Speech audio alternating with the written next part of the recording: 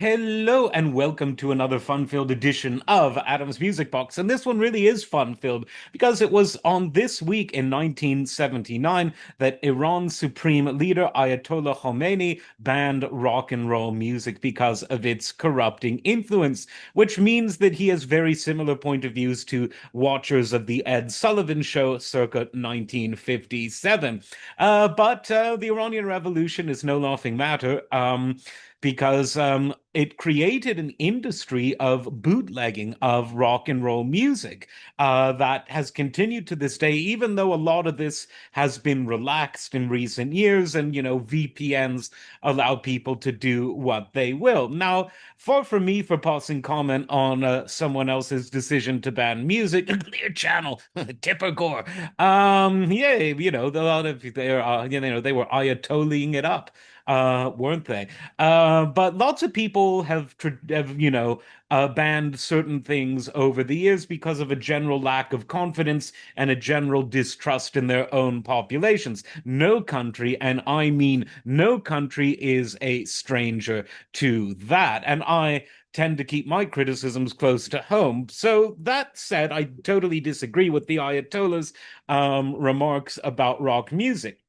What I also find it peculiar that one of the most famous songs about this situation actually gets a lot of the references wrong. And this is the song, and it is a great song, Rock the Casbah, that was released by The Clash, which was a commentary a few years after the fact about Iran's ban on rock and roll.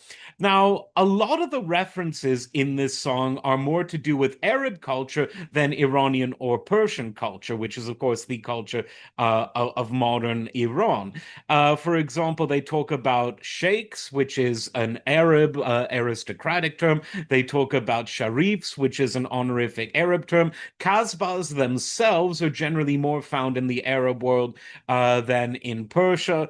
They talk a lot about Bedouins, which are nomadic people who have traditionally taken up various residences in parts of the Arab world as well. So there were some, historical problems with the song because maybe they just didn't know about Iran because after all, the song Iran, Iran, so far away was quite popular at the same time. And people tend not to know a lot about what goes on far away. And I mean, when you look at the singles album cover, you've got a man in traditional Arab gear with a boombox dancing with a man in traditional Jewish gear, and they appear to be having a grand old time. I guess they must both be Trump supporters, but all of that notwithstanding, it was a song that was about that, and not a lot of people to this day or in this day remember that. But what they do remember is that it's got one of the most catchy refrains ever. Sharif don't like it, rock the Casbah.